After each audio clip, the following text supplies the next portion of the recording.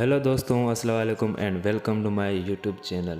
दोस्तों, Albert Einstein ये शख्सियत किसी तारुफ या पहचान के मोहताज नहीं। वही नोबेल इनाम याफ्ता साइंसदान जिन्होंने सदियों के साइंसी नज़रियात को बदल कर रख दिया। उन्होंने थ्योरी ऑफ रिलेटिविटी पेश करके कायनात के अहम राजों से पर्दा उठाने के साथ साथ स्पेस साइंस को एक नई जोत अता की। आइंस्टाइन ने 50 से ज़्यादा साइंसी और गैर साइंसी मौज़ूआत पर किताबें लिखी। 26 साल की उम्र में नोबेल प्राइज़ भी मिला। 1999 में टाइम मैगजीन ने इनको इस सदी का सबसे ज़हीन इंसान का करार दिया। उन्होंने 300 से ज़्यादा रिसर्च पेपर्स लिखे। आज की इस वीडियो में हम आपको आइंस्टाइन के दिमाग के बारे में चंद अहम सी बातें बताएंगे।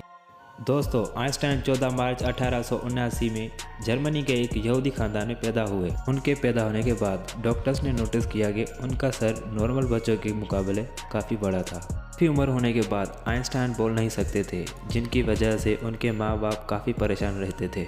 4 साल की उम्र में उन्होंने बोलना सीखा था, लेकिन तब भी साफ नहीं, बल्कि आधा अधूरा बोलते थे।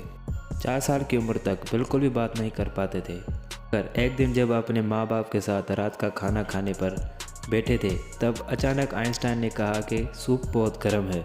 अपने बेटे को ऐसा बोलता हुआ सुनकर उनके माँ बाप बहुत खुश हुए। उनसे पूछा कि अब तक तुम बोलते क्यों नहीं थे, जिसके जवाब में आइंस्टाइन ने हैरानकुन जवाब देते हुए बोला कि अब तक सब कुछ ठीक था, जिसकी वजह से मुझे बोलने की ज़रूरत ही महसूस नहीं हुई। दोस्तों, आप ये जानकर हैरान होंगे कि आइंस्टाइन को बेवकूफ़ बच्चों में शुमार किया जाता था।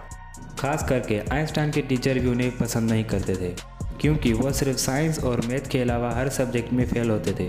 हालांकि इसके बावजूद भी उन्होंने दुनिया के सामने साइंस की कई ऐसी थ्योरीज पेश की जिसके बिना साइंस आज भी कमज़ोर है।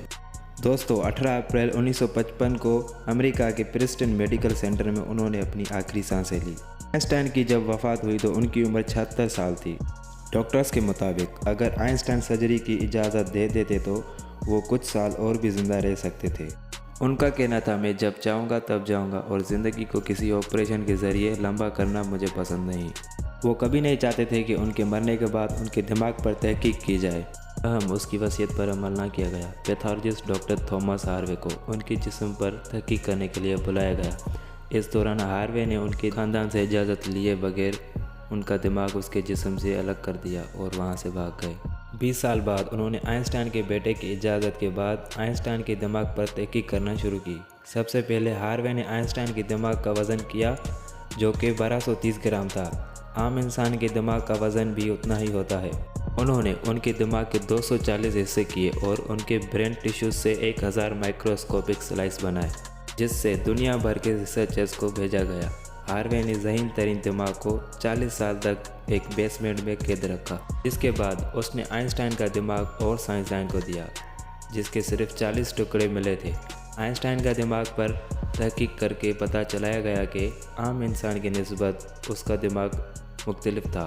दोस्तों, आज की वीडियो आपको कैसी लगी? अगर वीडियो अच्छी लगी हो तो वीडियो को लाइक कर देना और चैनल को सब्सक्राइब कर देना। इंशाल्लाह आपसे मुलाकात होती है अगली वीडियो में। अल्लाह हाफिज़।